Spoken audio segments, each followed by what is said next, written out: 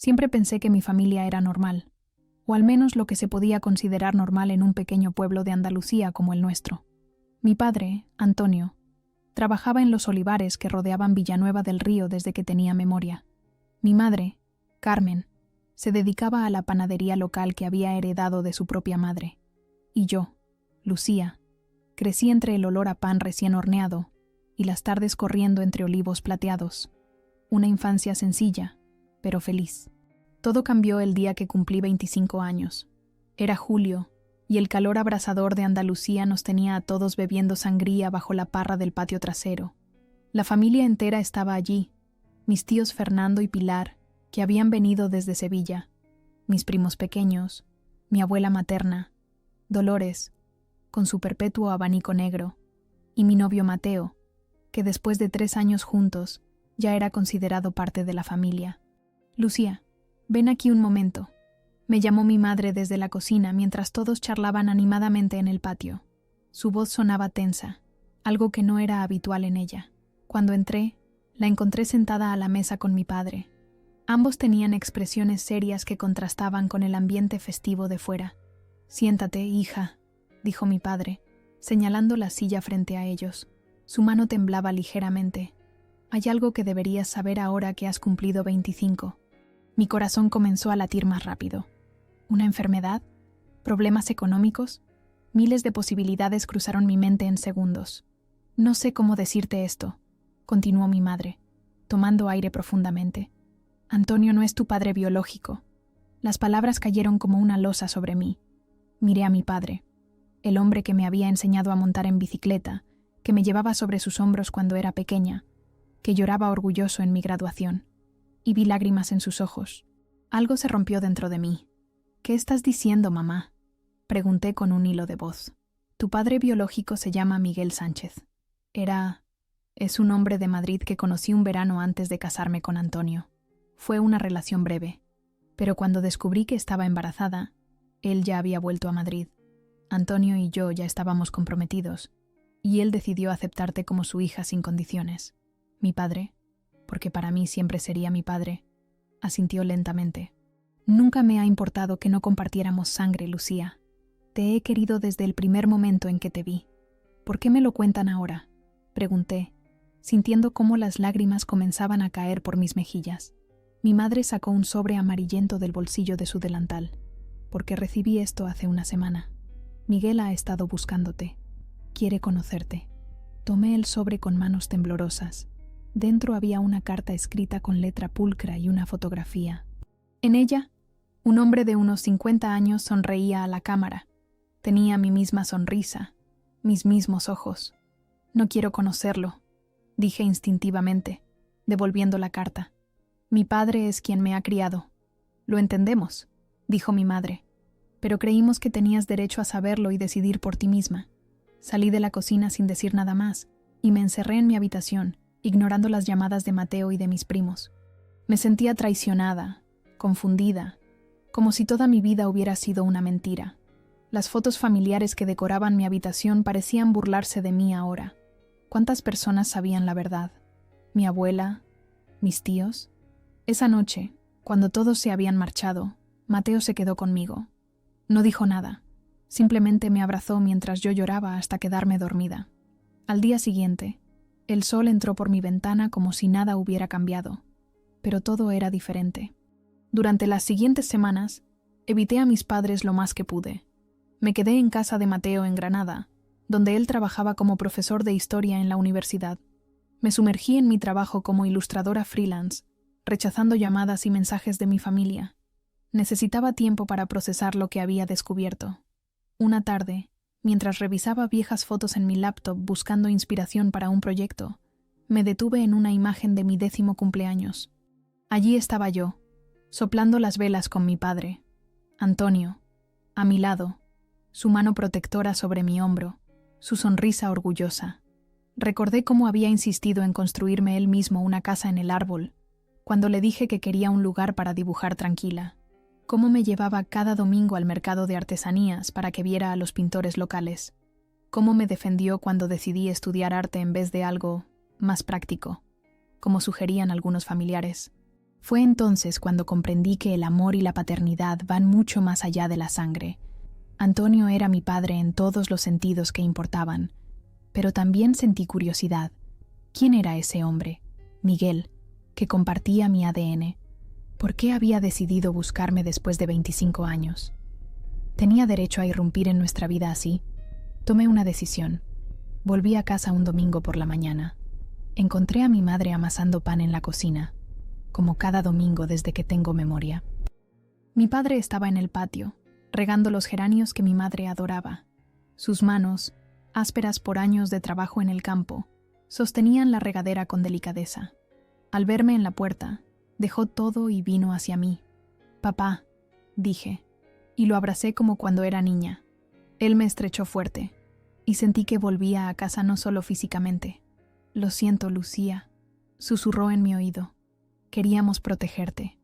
«No hay nada que perdonar», respondí. «Tú eres mi padre. Nada cambiará eso». Mi madre se unió a nuestro abrazo, sus manos aún con restos de harina. Los tres permanecimos así un largo rato, como si quisiéramos recuperar el tiempo perdido en esas semanas de distancia.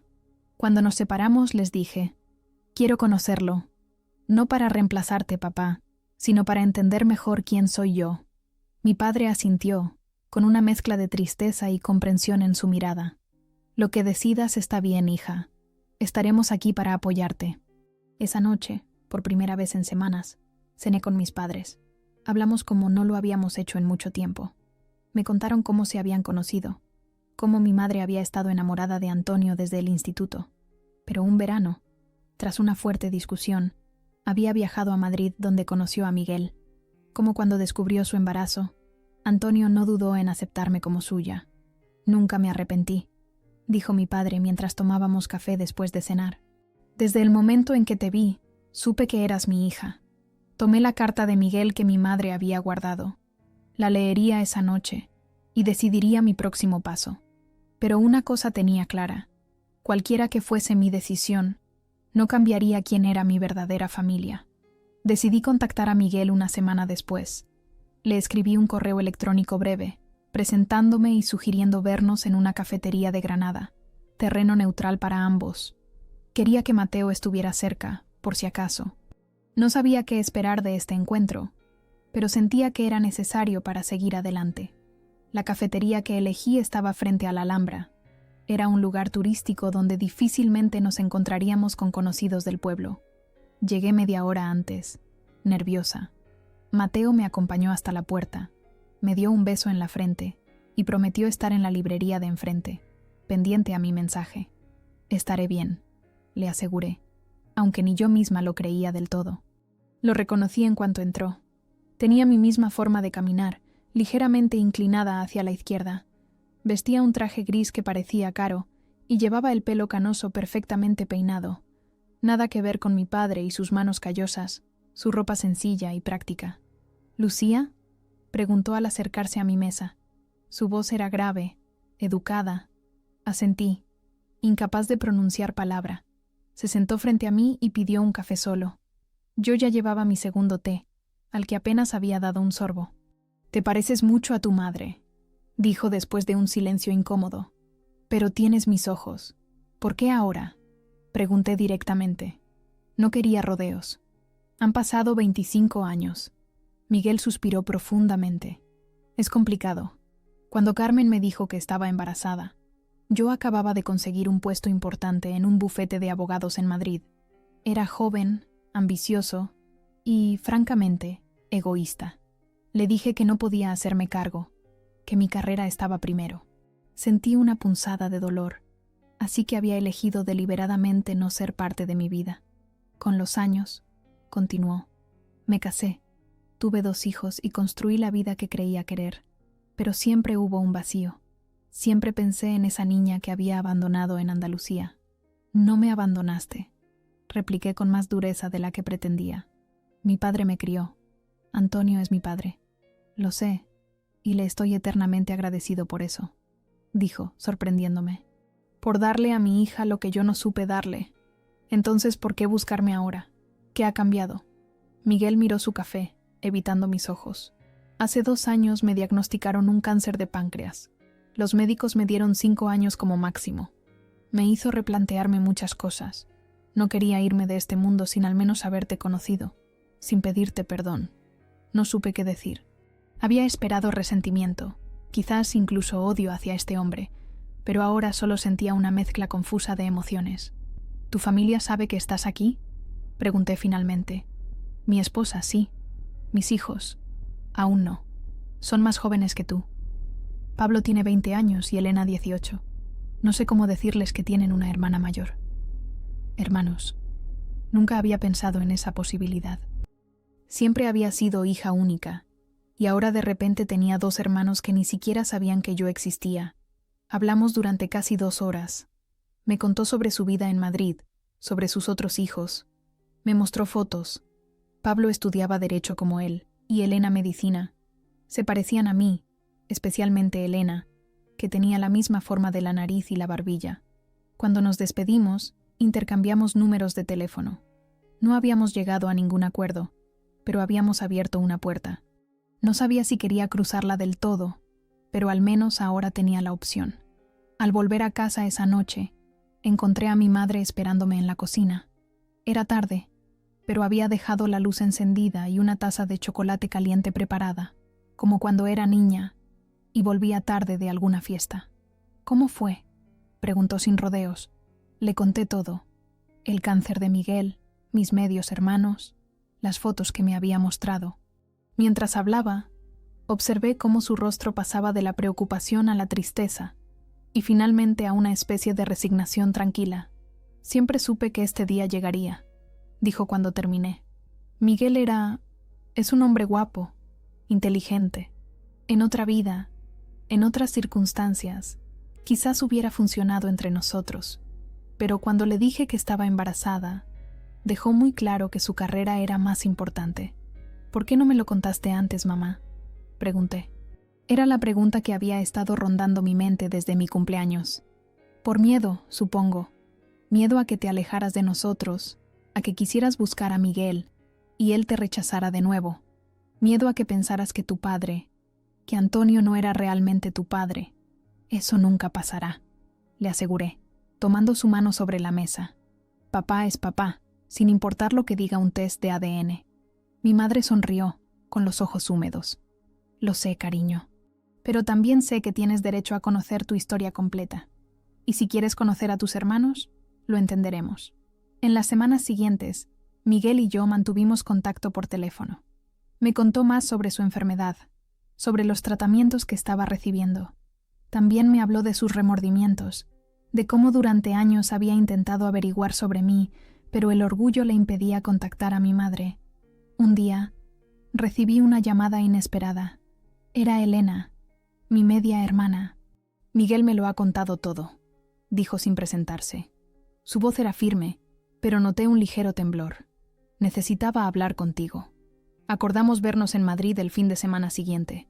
Mateo insistió en acompañarme, pero sentí que esto era algo que debía hacer sola. Tomé el AVE temprano y llegué a Atocha poco antes del mediodía. Elena me esperaba en la estación, fácilmente reconocible por nuestro parecido.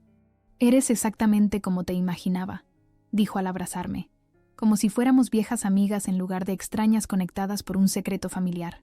Pasamos el día juntas, caminando por el Retiro, visitando el Prado, conociéndonos.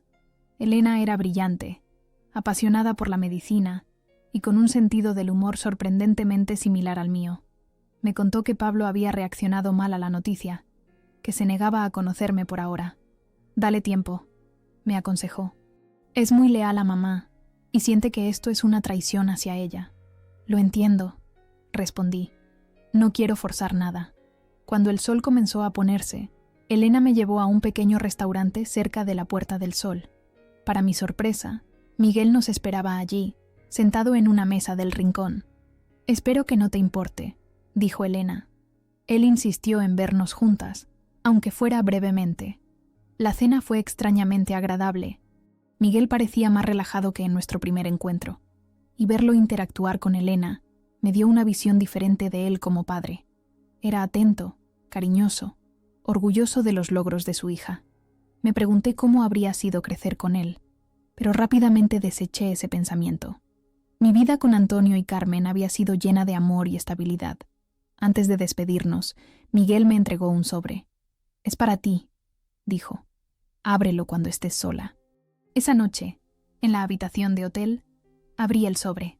Contenía un testamento, nombrándome como una de sus herederas junto a Pablo y Elena, y una carta manuscrita.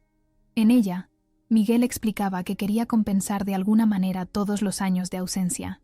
También me pedía perdón, no solo a mí, sino a mi madre y a Antonio, por la cobardía mostrada 25 años atrás. Al día siguiente, tomé el tren de vuelta a Granada con sentimientos encontrados. Por un lado, sentía que había ganado una hermana en Elena. Por otro, el testamento de Miguel me hacía sentir incómoda, como si intentara comprar mi perdón.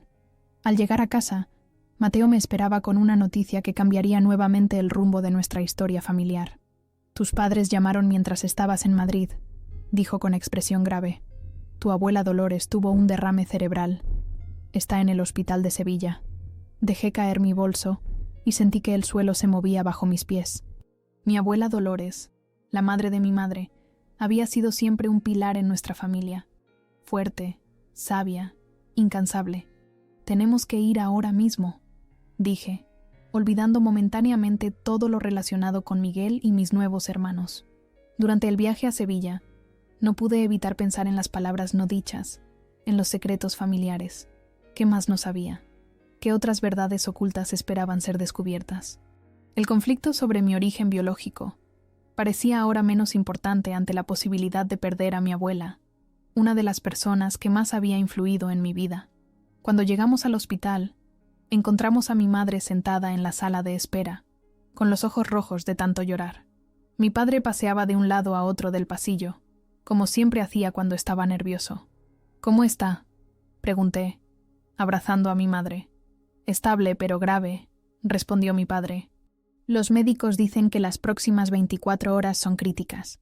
Nos sentamos juntos a esperar noticias. En ese momento, me di cuenta de que, a pesar de los secretos y las mentiras, esta era mi familia, la que había estado conmigo en cada momento importante, la que estaría a mi lado sin importar qué. Mi abuela Dolores sobrevivió aquella noche, pero quedó muy debilitada. Los médicos nos explicaron que aunque estaba fuera de peligro inmediato, la recuperación sería lenta y probablemente nunca volvería a ser la misma. Fue trasladada a una habitación individual donde podíamos acompañarla por turnos. Durante 3 días apenas salí del hospital. Mi madre se quedaba por las noches, y yo la relevaba por las mañanas, para que pudiera ir a descansar unas horas. Mi padre se ocupaba de todo lo demás: papeleo, médicos, comidas. Fue durante una de esas mañanas, mientras le leía a mi abuela un libro de Federico García Lorca que tanto le gustaba, cuando abrió los ojos y me miró con una lucidez que me sorprendió. «Lucía», dijo con voz débil pero clara, «¿has conocido ya a Miguel?». Me quedé sin palabras. ¿Cómo sabía mi abuela sobre Miguel? Según mis padres, nadie más en la familia conocía la verdad sobre mi origen. «Abuela, ¿cómo sabes? Yo fui quien convenció a tu madre para que se casara con Antonio a pesar del embarazo», continuó ella, ignorando mi sorpresa. «Le dije que sería lo mejor para todos, que ese hombre de Madrid solo traería problemas». «¿Tú lo conociste?», pregunté, incapaz de ocultar mi asombro. «Vino a buscarla una vez, poco después de que tú nacieras. Le dije que se marchara, que no tenía ningún derecho sobre ti ni sobre Carmen». Un nudo se formó en mi garganta. Todo este tiempo había creído que Miguel nunca se había interesado por mí hasta ahora, que había elegido su carrera sobre su hija sin mirar atrás. Pero según mi abuela, él había intentado contactarnos. «¿Mi madre lo sabe?», pregunté finalmente. «No», respondió mi abuela, cerrando los ojos por un momento como si el esfuerzo de hablar la agotara. «Le dije que Miguel nunca respondió a mis cartas. Era mejor así. Antonio te quería como a una hija, y tú necesitabas un padre, no un abogado de Madrid que vendría cuando le conviniera». Sentí una mezcla de rabia y confusión. Mi abuela había manipulado la situación, había decidido por todos nosotros. «No tenías derecho», dije con voz temblorosa. «Era decisión de mi madre, no tuya. Hice lo que creí mejor para mi hija y para ti», respondió mi abuela con firmeza, a pesar de su debilidad. Y no me arrepiento. Mira la vida que has tenido, el hombre en que se ha convertido Antonio. ¿Crees que Miguel hubiera sido mejor padre? No supe qué responder. Era cierto que había crecido en un hogar lleno de amor, con un padre ejemplar, pero también era cierto que se nos había negado a todos la oportunidad de elegir. Tienes que decírselo a mamá, insistí. ¿Para qué remover el pasado ahora?, preguntó mi abuela. Solo causará más dolor. Porque es la verdad, respondí. Y estoy cansada de secretos en esta familia. Dejé la habitación sin esperar respuesta. Necesitaba aire, espacio para pensar. En el pasillo me encontré con mi padre, que volvía con 2 cafés en la mano. ¿Estás bien?, preguntó al ver mi expresión alterada. ¿Ha pasado algo con la abuela? No pude contenerme. Le conté todo lo que acababa de descubrir. Mientras hablaba, vi cómo su rostro pasaba de la preocupación a la sorpresa, y finalmente a una especie de resignación triste. «Lo sabías», dije, no como una pregunta, sino como una constatación. «Sabías que Miguel había intentado contactarnos». Mi padre dejó los cafés en una mesa cercana y me guió hasta unos asientos al final del pasillo, lejos de las enfermeras y otros visitantes. «No exactamente», explicó. «Sabía que hubo algún tipo de comunicación entre tu abuela y Miguel poco después de tu nacimiento. Carmen estaba demasiado ocupada contigo, con la adaptación a la maternidad, para darse cuenta. Yo encontré unas cartas escondidas entre las cosas de Dolores cuando nos ayudó a mudarnos a la casa nueva». «¿Y no dijiste nada?», pregunté, incrédula. «¿Qué iba a decir, Lucía? Ya te consideraba mi hija. Tenía miedo de que si Miguel volvía a aparecer, os perdería a ambas. Así que cuando tu abuela me dijo que se había encargado de que no volviera, no hice preguntas». La revelación me golpeó como una bofetada. No solo mi abuela, sino también mi padre había participado en esta conspiración de silencio.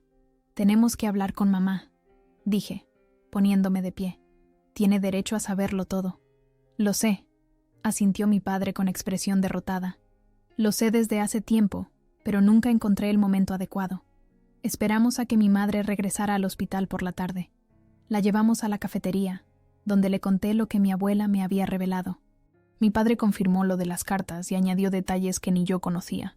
Al parecer, Miguel había intentado establecer algún tipo de acuerdo de visitas, incluso había ofrecido ayuda económica. Mi madre escuchó todo en silencio, con los ojos fijos en su taza de café intacta. Cuando terminamos, se levantó sin decir palabra y se dirigió a la habitación de mi abuela. Mi padre y yo la seguimos, preocupados por su reacción. «¿Es cierto?», preguntó directamente a mi abuela al entrar. «¿Le dijiste a Miguel que se alejara de nosotras?». Mi abuela, que había estado adormilada, abrió los ojos ante la voz de mi madre. Por un momento pareció que iba a negarlo, pero luego simplemente asintió. «Lo hice por tu bien, Carmen», dijo con voz débil. «Eras demasiado joven, demasiado ingenua. Él solo te habría usado y luego abandonado de nuevo». «No tenías derecho», respondió mi madre, con las mismas palabras que yo había usado horas antes. «Era mi vida, mi decisión». «Eras mi hija», replicó mi abuela con repentina energía, «y haría cualquier cosa por protegerte. Sigo pensando que fue lo mejor». Mi madre negó con la cabeza, las lágrimas corriendo por sus mejillas. «¿Lo mejor para quién, mamá? ¿Para ti? ¿Para mantener las apariencias en el pueblo? ¿Para que nadie supiera que tu hija había tenido un amorío con un hombre de Madrid? Carmen, por favor», intervino mi padre, tomándola del brazo. «Tu madre está enferma y ha estado manipulando nuestras vidas durante 25 años», exclamó mi madre, apartándose de él. «¿Sabes cuántas veces me pregunté si había hecho lo correcto? Si Miguel habría sido un buen padre para Lucía, si tenía derecho a ocultarle a mi hija la verdad sobre su origen». La tensión en la habitación era palpable. Nunca había visto a mi madre tan enfadada, tan dolida. Mi abuela parecía haber envejecido 10 años en unos minutos, encogida en la cama del hospital. «Deberíamos hablar de esto en otro momento», sugerí, preocupada por el estado de mi abuela. «Cuando todos estemos más calmados». «No», dijo mi madre con firmeza. «Ya hemos esperado demasiado tiempo. Ya hemos guardado demasiados secretos». Se volvió hacia mi abuela de nuevo. «¿Qué pasó exactamente? Quiero saber toda la verdad. Ahora». Durante la siguiente hora, mi abuela nos contó todo. cómo Miguel había aparecido en Villanueva del Río buscando a mi madre cuando yo tenía apenas 2 meses, cómo ella lo había recibido mientras mi madre estaba en la panadería y mi padre en los olivares, cómo le había dicho que mi madre no quería saber nada de él, que había rehecho su vida con su marido, que yo era legalmente hija de Antonio. Le dije que si intentaba contactar con Carmen o reclamar a la niña, me aseguraría de que todo el pueblo supiera que era un aprovechado que había seducido a una chica comprometida y luego la había abandonado, confesó mi abuela. Le amenacé con arruinar su reputación en Madrid. ¿Y él se lo creyó?, pregunté incrédula. No inmediatamente. Volvió un par de veces más. La última vez trajo papeles. Quería reconocerte legalmente como su hija. Fue cuando encontré las cartas que Antonio mencionó. Le escribí haciéndome pasar por Carmen, diciéndole que no queríamos saber nada de él, que éramos felices sin él, que si realmente le importabas nos dejaría en paz. El silencio que siguió a esta confesión fue abrumador. Mi madre se había llevado las manos a la cara, incapaz de contener el llanto. Mi padre miraba por la ventana, evitando nuestras miradas, y yo sentía que todo en lo que había creído se desmoronaba. Necesito hablar con Miguel, dije finalmente. Necesito escuchar su versión. Yo también, añadió mi madre, secándose las lágrimas con determinación. Mi padre asintió lentamente. Lo entiendo. Os acompañaré si queréis. No, respondió mi madre. Esto es algo que tenemos que hacer Lucía y yo solas. Mi abuela intentó decir algo más, pero el esfuerzo de la conversación la había dejado exhausta. La enfermera entró para administrarle la medicación y nos pidió que la dejáramos descansar. En el pasillo, mi madre me abrazó con fuerza, como si temiera perderme. Lo siento tanto, hija. Si hubiera sabido... No es tu culpa, mamá. La tranquilicé. Todos hemos sido víctimas de esta situación. Esa noche, desde el hotel cercano al hospital, llamé a Miguel. Le conté brevemente lo que habíamos descubierto y le pregunté si podíamos vernos, mi madre y yo, lo antes posible. Parecía sorprendido, pero accedió inmediatamente. Siempre supe que algo no encajaba, dijo antes de colgar. Nunca creí que Carmen pudiera ser tan fría como parecía en aquellas cartas. 2 días después, dejamos a mi abuela al cuidado de mi padre y viajamos a Madrid. Miguel nos recibió en su casa, un ático elegante con vistas al Parque del Retiro. Elena estaba allí también, nerviosa pero amable. De Pablo seguía sin haber noticias. Sentados en el salón, con tazas de café que nadie bebía, comenzamos a reconstruir 25 años de malentendidos, de decisiones tomadas por otros, de oportunidades perdidas. Nunca dejé de pensar en vosotras, nos aseguró Miguel. Durante años intenté averiguar cómo estabais, pero respetaba lo que creía que era vuestra decisión de no verme. Mi madre no tenía derecho, repitió mi madre por enésima vez. Lo siento tanto, Miguel. Todos cometimos errores, respondió él. Yo también. Debería haber luchado más. Debería haber insistido en verte, Lucía, en conocerte. Estamos aquí ahora, dije, tomando la mano de mi madre y extendiendo la otra hacia Miguel. Y quizás no sea demasiado tarde para construir algo nuevo, algo diferente, pero valioso.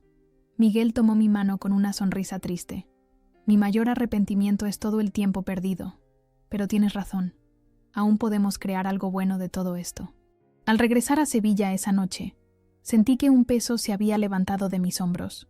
El conflicto familiar que había estallado con la revelación de mi cumpleaños no había terminado, pero había tomado un nuevo rumbo.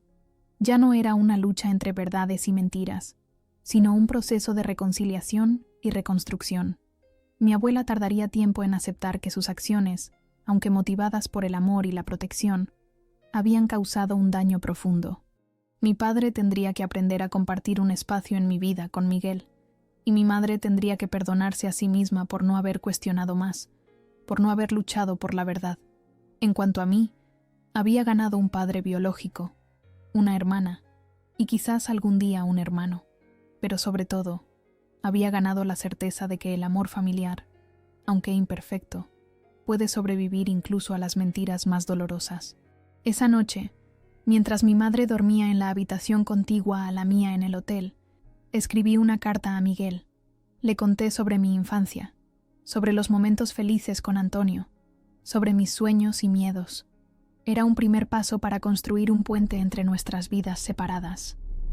Y por primera vez desde que todo había comenzado, sentí esperanza en lugar de dolor. En las semanas siguientes, mi vida adquirió una nueva rutina. Los lunes y jueves viajaba a Sevilla para visitar a mi abuela, que seguía recuperándose lentamente en el hospital. Los miércoles tenía videollamadas con Elena, con quien había desarrollado una conexión sorprendentemente rápida, y los fines de semana alternaba entre quedarme en Granada con Mateo y viajar a Madrid para pasar tiempo con Miguel. Mi relación con Miguel evolucionaba día a día. Al principio éramos como dos extraños intentando encontrar puntos en común, pero poco a poco descubrimos similitudes que iban más allá del parecido físico. Compartíamos la misma pasión por el arte. Él coleccionaba pintura contemporánea española, y el mismo sentido del humor seco que a veces desconcertaba a los demás. Una tarde, mientras recorríamos el Museo Reina Sofía, Miguel se detuvo frente a un miró que me había fascinado desde niña. Este fue el primer cuadro que compré cuando gané mi primer caso importante. Me confesó con una sonrisa nostálgica. Era una reproducción, por supuesto, pero lo miré cada día durante años, imaginando qué habría sido de ti. Esos momentos de conexión genuina hacían que me preguntara cómo habría sido crecer con él. Pero luego recordaba a Antonio enseñándome a montar en bicicleta o ayudándome con los deberes de matemáticas, y sabía que no cambiaría mi infancia por nada. Mi madre también había comenzado a reunirse ocasionalmente con Miguel. Al principio eran encuentros incómodos, llenos de silencios y remordimientos, pero con el tiempo empezaron a hablar del pasado con más honestidad y menos dolor. Nunca volverían a ser pareja. Ambos habían construido vidas separadas, pero estaban encontrando una forma de ser amigos por mí. Mi padre, por otro lado, mantenía las distancias. No me impedía ver a Miguel, pero tampoco mostraba interés en conocerlo. Lo entendía. Para él, esta situación representaba el mayor miedo de su vida, que yo dejara de considerarlo mi padre. «Papá», le dije una tarde mientras podábamos juntos los olivos del patio, «quiero que sepas que nada ha cambiado entre nosotros».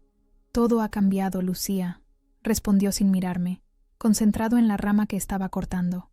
«Ahora tienes otra familia». «Tengo una familia más grande», le corregí, «pero tú sigues siendo mi padre, el que me crió, el que me consoló cuando me caía, el que me enseñó todo lo importante». Dejó las tijeras de podar y me miró con los ojos brillantes. «Tengo miedo de perderte», confesó finalmente, «de que prefieras la vida en Madrid, con un padre abogado que puede darte más de lo que yo jamás podré». Lo abracé con fuerza, sintiendo su cuerpo robusto, sus manos ásperas, su olor a tierra y aceite de oliva. «Nunca me perderás», le prometí. «Y no quiero otra vida que la que tú y mamá me disteis». El asunto más complicado era Pablo, mi medio hermano que seguía negándose a conocerme. Según Elena, se sentía traicionado por Miguel, como si la existencia de una hija anterior fuera una deslealtad hacia su madre. «Dale tiempo», me aconsejaba Elena cada vez que mencionaba el tema. «Es cabezota, pero no es mala persona». El tiempo pasaba, y mientras mi nueva vida iba tomando forma, mi relación con Mateo comenzó a mostrar grietas inesperadas. Mateo había sido mi roca desde el principio de esta crisis, apoyándome incondicionalmente. Pero ahora que pasaba cada vez más tiempo en Madrid, notaba cierto resentimiento en él. «Apenas te veo», se quejó una noche después de que cancelara nuestros planes para cenar, porque Miguel me había invitado a un evento en la Fundación Mapfre, donde exponía a un amigo suyo. «Entiendo que quieras conocer a tu padre biológico, pero parece que tu vida ahora gira completamente en torno a él. Eso no es justo», protesté. «Estoy intentando construir una relación con alguien que podría no tener mucho tiempo. Miguel está enfermo, Mateo». «Lo sé, y lo siento por él», dijo Mateo con un suspiro.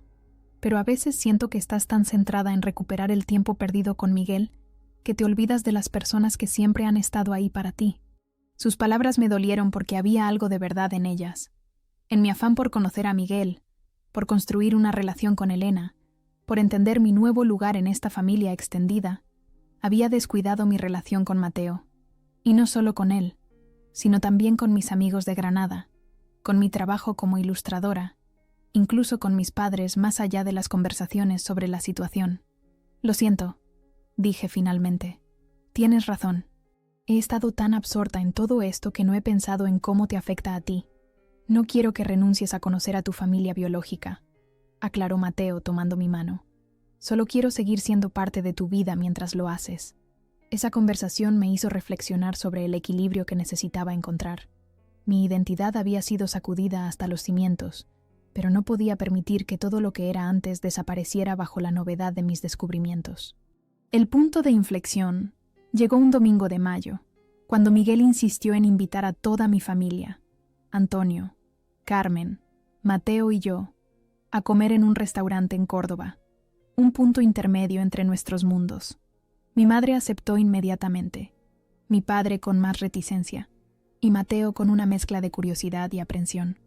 Elegimos un restaurante tranquilo cerca de la mezquita catedral, con un patio andaluz tradicional lleno de macetas de geranios, y el sonido relajante de una pequeña fuente. La tensión era palpable cuando nos sentamos a la mesa. Miguel, siempre diplomático, intentó romper el hielo hablando del patrimonio histórico de Córdoba, tema seguro ante el que nadie podía sentirse amenazado. Poco a poco, la conversación fue fluyendo. Mi padre, inicialmente callado, se animó cuando Miguel mencionó su afición a la pesca, pasión que resultó que ambos compartían. Mi madre y Miguel intercambiaron algunas anécdotas sobre mí, descubriendo con sorpresa que había heredado gestos y manías de ambos. Y Mateo, observador por naturaleza, parecía estudiar la dinámica con interés profesional, como si estuviera ante un caso de estudio histórico. Fue durante el postre cuando Miguel dijo algo que cambió todo el ambiente. Antonio, Carmen, comenzó, con una seriedad que contrastaba con el tono ligero que habíamos mantenido hasta entonces. Quiero agradeceros lo que habéis hecho por Lucía. La habéis criado mejor de lo que yo jamás habría podido. Le habéis dado valores, amor, estabilidad. No estoy aquí para competir con vosotros ni para reclamar un lugar que no me corresponde. Solo quiero conocer a mi hija y, si me lo permitís, ser parte de su vida de la forma que consideréis adecuada. Mi padre, que rara vez mostraba sus emociones, tuvo que carraspear varias veces antes de responder. Gracias por decir eso, dijo finalmente. Lucía es lo mejor que me ha pasado en la vida. No fue fácil al principio, pero desde el momento en que la tuve en brazos, supe que daría mi vida por ella. Lo mismo me pasó a mí con Elena y Pablo, asintió Miguel. Por eso entiendo lo que sientes, y te prometo que nunca intentaré usurpar tu lugar. Fue un momento de entendimiento entre dos hombres que, en otras circunstancias, podrían haber sido enemigos, pero que estaban unidos por el amor hacia la misma persona. Yo. Mateo, que había permanecido en silencio durante este intercambio, me tomó de la mano bajo la mesa y la apretó ligeramente. Cuando lo miré, vi en sus ojos un mensaje claro. Estoy contigo en esto. Al volver a Granada esa noche, sentí que un nuevo capítulo comenzaba en mi vida. No sería fácil equilibrar todas estas relaciones, estos mundos que antes estaban separados y ahora se entrelazaban de formas inesperadas. Pero por primera vez desde que todo comenzó, sentí que era posible, que podía tener a Antonio y a Miguel en mi vida, que podía construir una relación con Elena y quizás algún día con Pablo, sin abandonar mis raíces, que podía amar a Mateo y contar con su apoyo mientras navegaba estas aguas desconocidas. Esa noche, tumbada en la cama junto a Mateo, le pregunté, ¿crees que algún día todo esto parecerá normal? Define normal, respondió con una sonrisa, pasando sus dedos por mi pelo. Tu familia nunca será convencional, Lucía. Pero ¿quién quiere una familia convencional? Lo importante es que hay amor, y donde hay amor, hay esperanza. Sus palabras resonaron en mí mientras me quedaba dormida. Mi familia no era convencional, era cierto, pero era mía, con todas sus complicaciones y secretos, con todo su dolor y su amor, y estaba aprendiendo a aceptarla tal como era.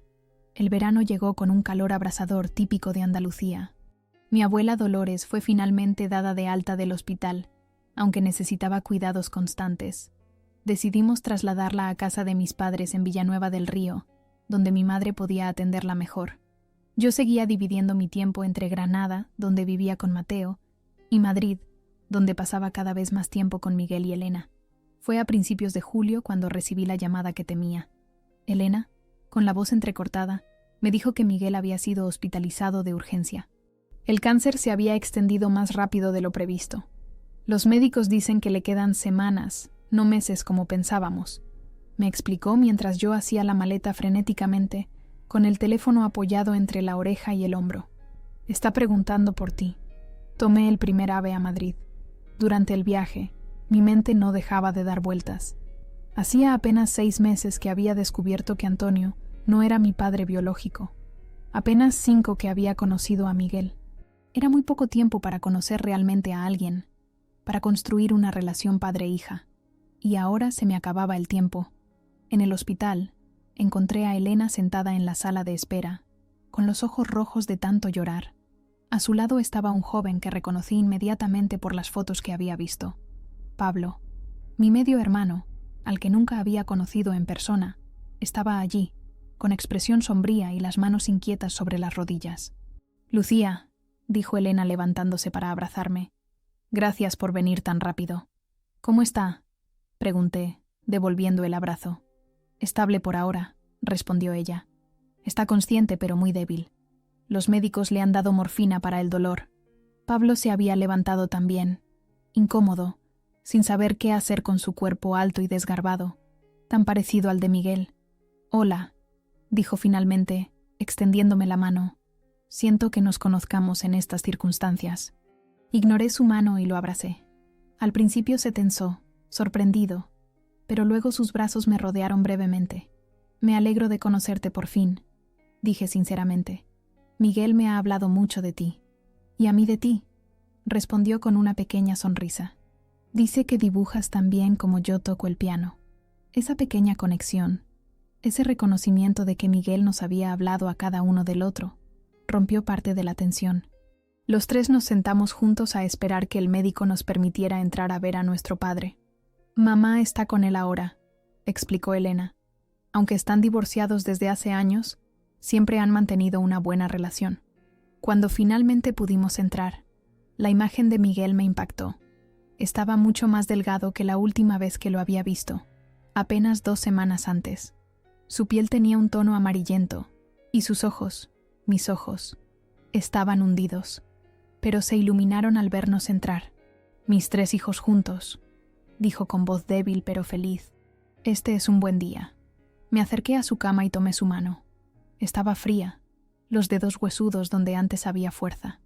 «¿Cómo te sientes?», pregunté, sabiendo lo absurda que era la pregunta. «Como si hubiera bebido demasiada sangría», bromeó, y luego tosió. «Pero mejor ahora que estáis aquí». Durante los días siguientes, establecimos una rutina. Nos turnábamos para estar con Miguel en el hospital. Cuando no estábamos allí, Elena, Pablo y yo pasábamos tiempo juntos en el apartamento de Miguel, conociéndonos mejor. Pablo resultó ser menos distante de lo que había imaginado. Era reservado, sí, pero también inteligente y observador. A veces me sorprendía mirándome con curiosidad, como si intentara encontrar en mí rastros de Miguel o tal vez de sí mismo. Una noche, mientras Elena dormía en su antigua habitación, Pablo y yo nos quedamos despiertos en el salón, bebiendo vino y hablando en voz baja. «¿Sabes por qué me negaba a conocerte?», me preguntó de repente. «Elena dice que te sentías traicionado», respondí con cautela. «Que era demasiado para asimilar». «En parte», asintió, girando la copa entre sus dedos. «Pero principalmente tenía miedo». «¿Miedo?». «De que fueras como él», explicó. «De que fueras brillante, carismática, perfecta. Miguel siempre ha sido mi héroe, ¿sabes? Y a veces es difícil ser el hijo de alguien a quien admiras tanto. Siempre he sentido que no estoy a su altura, que lo decepciono. Y luego apareces tú, una artista talentosa, independiente, fuerte. Pensé que te querría más que a mí». Su confesión me dejó sin palabras por un momento. Nunca había imaginado que Pablo, estudiante de Derecho en una prestigiosa universidad, músico talentoso según Miguel, pudiera sentirse inseguro frente a mí. «Eso es absurdo», dije finalmente. «Miguel habla de ti con tanto orgullo que a veces me siento celosa. Eres el hijo que vio crecer, que formó a su imagen. Yo solo soy una adulta que apareció en su vida cuando ya estaba formada. Pablo sonrió débilmente. Supongo que los dos hemos estado imaginando versiones del otro que no existen. Esa noche marcó un antes y un después en nuestra relación.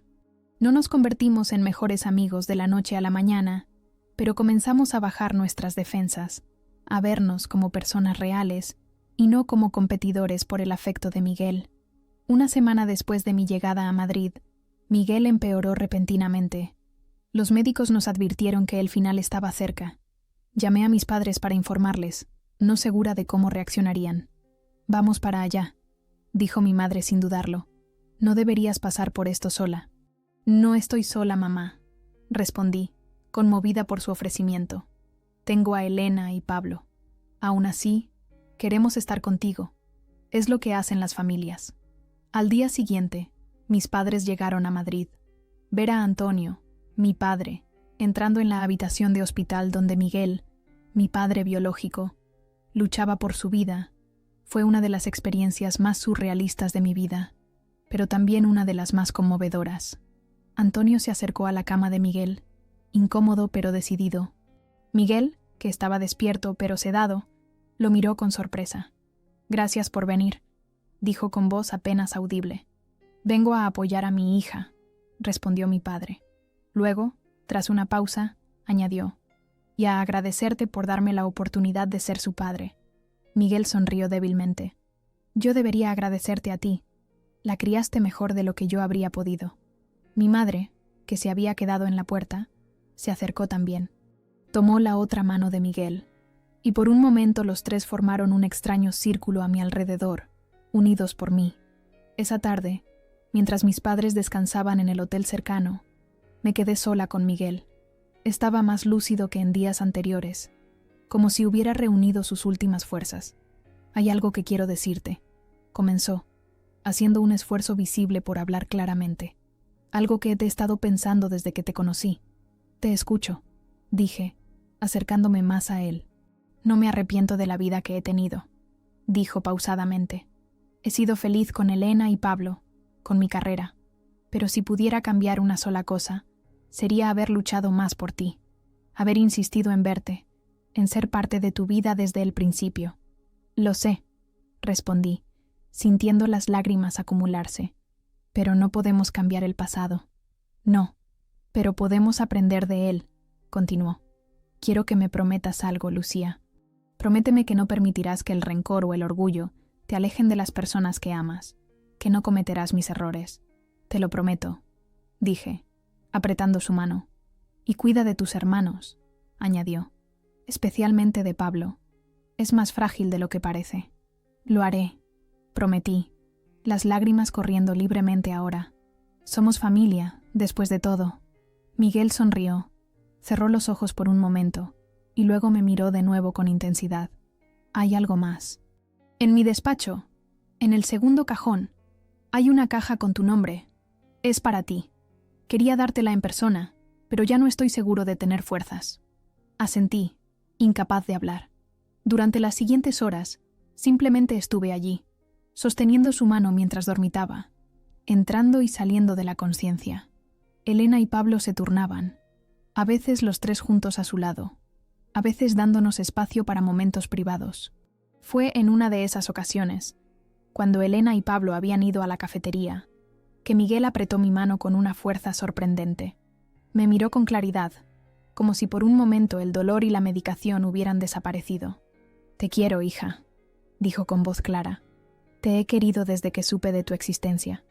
«Yo también te quiero, papá», respondí, usando esa palabra, papá, por primera vez para dirigirme a él.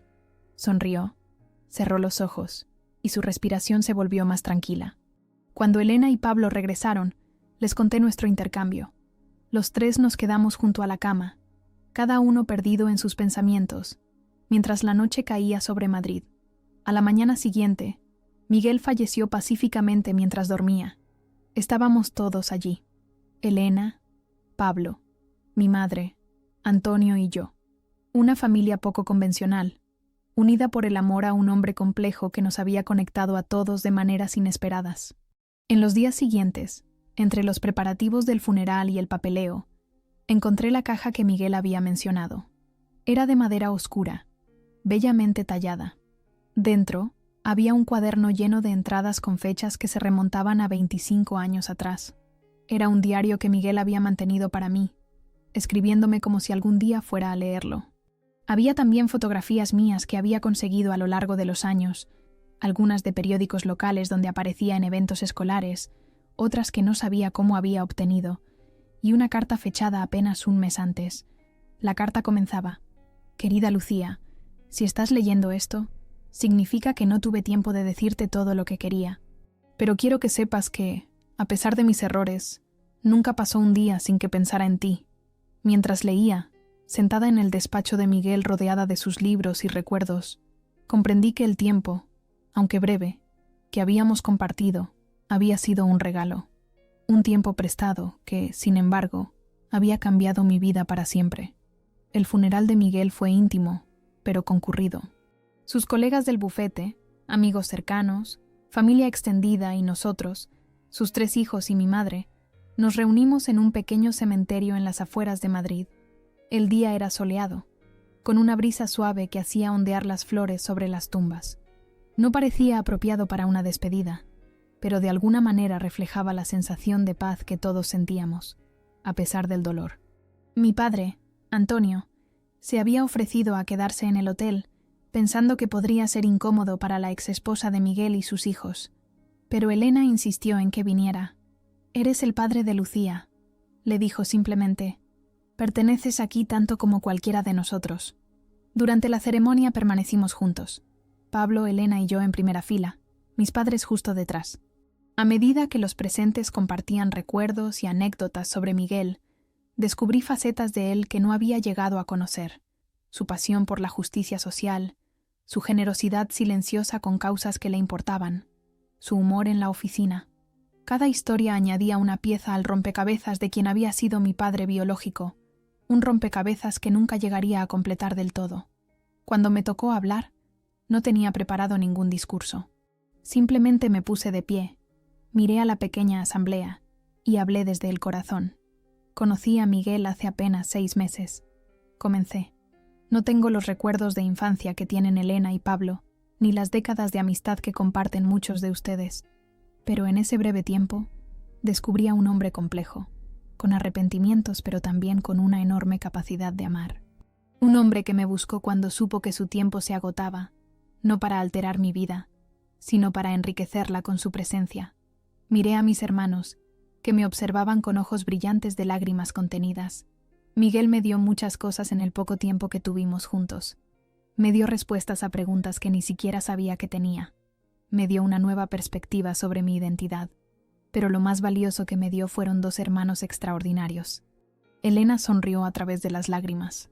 Pablo, siempre más contenido, asintió ligeramente, pero vi emoción en sus ojos. No puedo decir que conocía bien a Miguel, continué, pero sé que estaría orgulloso de ver cómo su familia, toda su familia, está unida hoy. No por obligación, sino por elección. Y eso, creo yo, es su verdadero legado. Tras el funeral, regresamos al apartamento de Miguel. La abogada de la familia había sugerido reunirnos allí para la lectura del testamento, algo que parecía demasiado formal, pero que era necesario. Para mi sorpresa, además de Elena, Pablo y yo, mi abuela Dolores había sido mencionada específicamente. ¿Mi abuela?, pregunté confundida. Pero ella está en Andalucía y demasiado débil para viajar. Miguel insistió en que estuviera presente, aunque fuera por videollamada. Explicó la abogada, una mujer de mediana edad llamada Teresa, que, según supe después, había sido amiga de Miguel desde la universidad. Así que esa tarde, mientras el sol de verano comenzaba a suavizarse, nos reunimos en el salón del apartamento. Mi abuela nos observaba desde la pantalla del ordenador, con mi padre sentado a su lado en Villanueva del Río para ayudarla con la tecnología que nunca había entendido del todo. Teresa comenzó a leer el testamento, un documento sorprendentemente personal para ser un texto legal. Miguel había dejado el grueso de su patrimonio dividido equitativamente entre sus 3 hijos, con algunas excepciones: su colección de arte para mí, su piano de cola para Pablo, las joyas familiares para Elena. Había dejado también sumas para varios de sus amigos y una donación significativa a una fundación que ayudaba a niños con cáncer. Pero lo que nos dejó a todos sin aliento fue el último párrafo. Y a Dolores Ramírez, leyó Teresa, le dejo mi perdón completo y sin condiciones. Las acciones que tomó hace 25 años, aunque dolorosas para mí, fueron motivadas por el amor a su hija y nieta. No puedo juzgarla por priorizar su familia, cuando yo mismo no tuve el valor de luchar más por la mía. Espero que este conocimiento le traiga paz en sus últimos años. En la pantalla, vi cómo mi abuela se llevaba una mano temblorosa a la boca. Sus ojos, normalmente duros, estaban llenos de lágrimas. Mi padre la abrazó torpemente, claramente sorprendido por esta inesperada absolución. El silencio en la sala era absoluto. Nadie sabía qué decir ante este último acto de generosidad de Miguel. Finalmente, fue mi abuela quien rompió el silencio. No merezco su perdón, dijo con voz quebrada. Lo que hice fue imperdonable. Le robé 25 años con su hija. Abuela, intervine. Miguel entendió que hacías lo que creías mejor para mamá y para mí. Y tenía razón. Tus acciones, aunque equivocadas, venían del amor. El amor no justifica mentir, manipular, respondió ella. He vivido con ese peso desde entonces. Y ahora, ni siquiera puedo agradecerle en persona su comprensión. Puedes honrar su memoria, sugirió Pablo inesperadamente, aceptando su perdón y perdonándote a ti misma. Mi abuela lo miró a través de la pantalla, sorprendida por la sabiduría de este joven al que apenas conocía. Asintió lentamente. Lo intentaré, prometió, por Miguel y por todos vosotros. Esa noche, después de que todos se retiraran a descansar, me quedé sola en el despacho de Miguel. Había pasado los últimos días leyendo el diario que me había dejado, descubriendo sus pensamientos a lo largo de los años, sus intentos de seguir mi vida desde la distancia, su alegría cuando supo que estudiaba Bellas Artes, su orgullo cuando vio una exposición mía mencionada en un periódico local. Tomé un trozo de papel y comencé a escribir, sintiendo que debía responder de alguna manera a todas esas entradas que nunca tuvieron respuesta. Querido Miguel, escribí. Me hubiera gustado llamarte papá más veces. Me hubiera gustado tener más tiempo para conocerte, para que conocieras a Mateo, para que vieras mi trabajo, para compartir cumpleaños y navidades. Pero agradezco el tiempo que tuvimos. Agradezco que me buscaras cuando lo más fácil habría sido seguir con tu vida. Agradezco tus palabras, tus recuerdos, tu perdón a mi abuela. Y sobre todo, agradezco a Elena y Pablo, mis hermanos, a quienes prometo cuidar como me pediste. Seguí escribiendo hasta que el sol comenzó a asomarse por las ventanas. Era una carta que nunca sería leída, pero que necesitaba escribir para cerrar un capítulo y comenzar el siguiente. Los días siguientes fueron un torbellino de actividad. Había que vaciar el apartamento, decidir qué hacer con las pertenencias de Miguel, coordinar el traslado de mis cosas a Granada. Elena decidió quedarse con el apartamento, donde había crecido y que estaba lleno de recuerdos. Pablo volvería a su piso compartido cerca de la universidad, y yo, después de considerar brevemente la posibilidad de quedarme en Madrid por un tiempo, decidí volver a Granada con Mateo. Era allí donde estaba mi vida, mi trabajo, mi futuro. La última noche antes de partir, Elena organizó una cena en el apartamento. Estábamos solo nosotros tres, los hijos de Miguel. Había preparado paella, no muy bien según confesó entre risas, pero con cariño. Abrimos una botella de vino tinto que Miguel había estado guardando para una ocasión especial. Por papá, brindó Elena, levantando su copa, que nos dejó demasiado pronto, pero nos dio mucho mientras estuvo aquí. Por papá, repetimos Pablo y yo, chocando nuestras copas.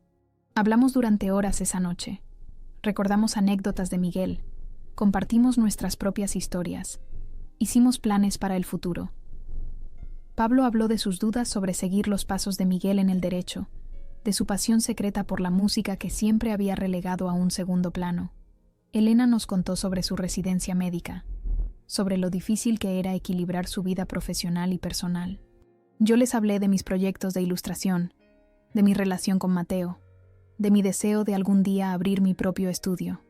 Era extraño y maravilloso a la vez, esta nueva dinámica entre nosotros, No éramos amigos exactamente, no todavía, pero éramos familia. Una familia unida por la sangre y por el amor compartido hacia un hombre que había sido imperfecto, pero valiente a su manera. Antes de irme a dormir, Elena me entregó una pequeña caja. La encontré entre las cosas de papá, explicó. Tiene tu nombre, pero creo que quería dártela en persona. La caja contenía un anillo de oro con un pequeño zafiro. Lo reconocí de inmediato. Miguel lo llevaba siempre en el meñique, un regalo de su abuelo, me había contado. Hay una nota, añadió Elena, en un trozo de papel doblado, con la letra ya inestable de sus últimos días. Miguel había escrito: para mi hija mayor, Lucía, porque aunque llegaste última a mi vida, siempre tuviste un lugar en mi corazón. Con amor, tu padre. A la mañana siguiente, me despedí de Elena y Pablo en la estación de Atocha. Nos abrazamos como viejos amigos, prometiendo mantenernos en contacto, visitarnos, no permitir que la distancia debilitara el vínculo que Miguel había creado entre nosotros. No es un adiós, me recordó Elena. Es solo un hasta pronto. Somos familia, añadió Pablo. Eso no cambiará nunca. Durante el viaje de vuelta a Granada, miré por la ventana del tren, viendo pasar el paisaje de Castilla que gradualmente daba paso a las montañas y luego a los olivares de Andalucía. Pensé en todo lo que había cambiado en mi vida en apenas 6 meses. Había pasado de ser hija única a tener 2 hermanos. Había conocido a mi padre biológico solo para perderlo poco después. Había descubierto secretos familiares que habían estado enterrados durante décadas. Pero también había ganado una nueva comprensión de lo que significaba la familia. No era solo sangre, ni solo crianza, sino una mezcla compleja de ambas cosas, unida por el amor y la elección de estar juntos, a pesar de las dificultades. Cuando el tren llegó a Granada, Mateo me esperaba en el andén. Al verlo, sentí una oleada de gratitud por este hombre que había estado a mi lado durante toda esta montaña rusa emocional, que me había apoyado incondicionalmente incluso cuando mis decisiones nos habían distanciado temporalmente. «Bienvenida a casa», dijo abrazándome.